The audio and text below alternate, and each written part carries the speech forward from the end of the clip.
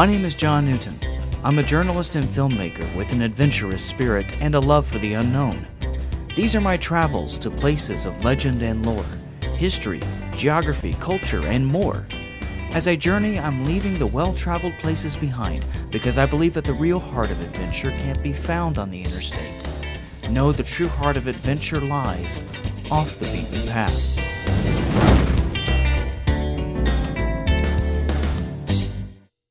Today I'm stopping by an off-the-beaten-path place that once caught me by surprise. A few years back, I was cutting across northwestern New Mexico on my way to Colorado when I stumbled across Aztec Ruins National Monument. It's located in the small city of Aztec. I stopped to investigate and was blown away by what I found. Welcome to Aztec Ruins National Monument, a national monument that preserves a gigantic pueblo. Aztec Ruins actually has nothing to do with the Aztec people of Central America. It was mistakenly named Aztec by American settlers in the mid-1800s, but it was really built by the Anasazi people, who inhabited much of what is now Arizona, southern Utah, and northwest New Mexico. The pueblo was constructed in the 1100s AD as a walled city of sorts. There is only one way in and one way out of this pueblo here at Aztec Ruins. It is this right here. This very narrow entryway. This serves several purposes. The most important one, of course, is that it's hard to get in. It's hard to get out. And if somebody's coming into the pueblo, everybody knows because they have to go through this small space. The western structure contained 500 rooms and several meeting spaces called kivas. A place where families would gather for a variety of different purposes. One massive kiva occupied the center of the pueblo, a communal gathering space for religious practice and for community gatherings. Some of these rooms you can go into and explore, and that's what I plan to do right now.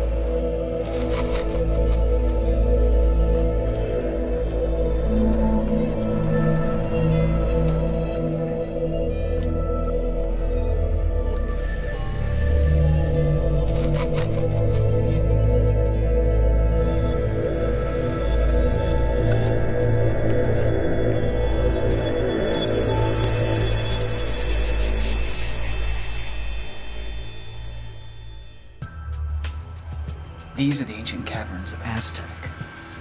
Small rooms buried for hundreds of years, now uncovered. You know, when digging up this place, this ruin, in this room at least a dozen people were found buried in ornament-type fashion, with trinkets and jewelry and other items laid out in a row.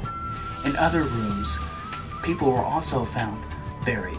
These rooms were not only places to dwell and to come together in community, they were also tombs. The atmosphere inside these rooms is rather eerie. It is dark and quiet and kind of spooky. I'm in the darkness of this amazing room deep inside the pueblo.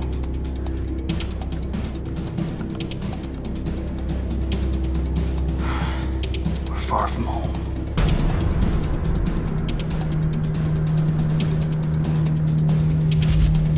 Overall, there's just silence and darkness.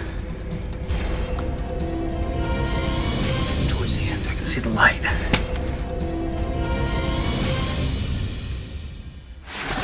Many people thought that these rooms were like an apartment building, apartment house, where people would live full time in this pueblo, this kind of a mini town, they thought.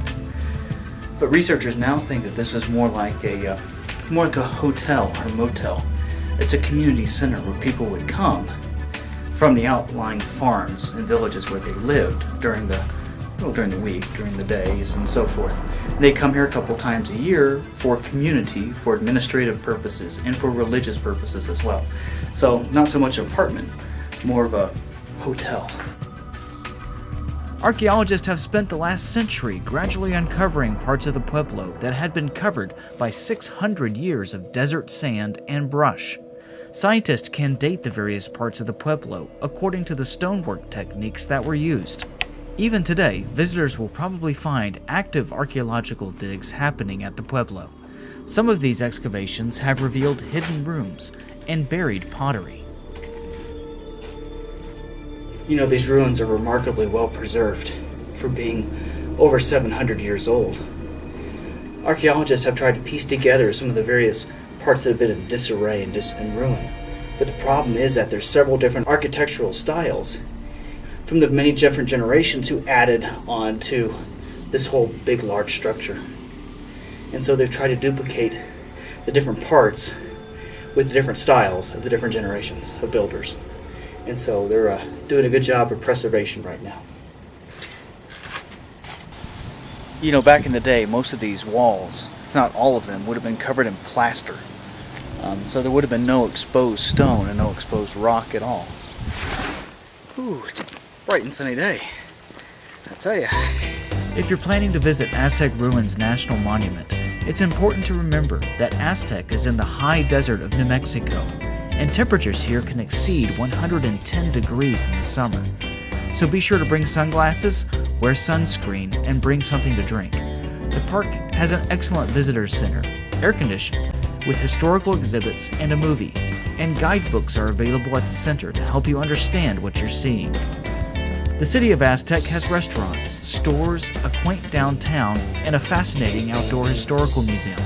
It's a worthwhile stop, located off the beaten path.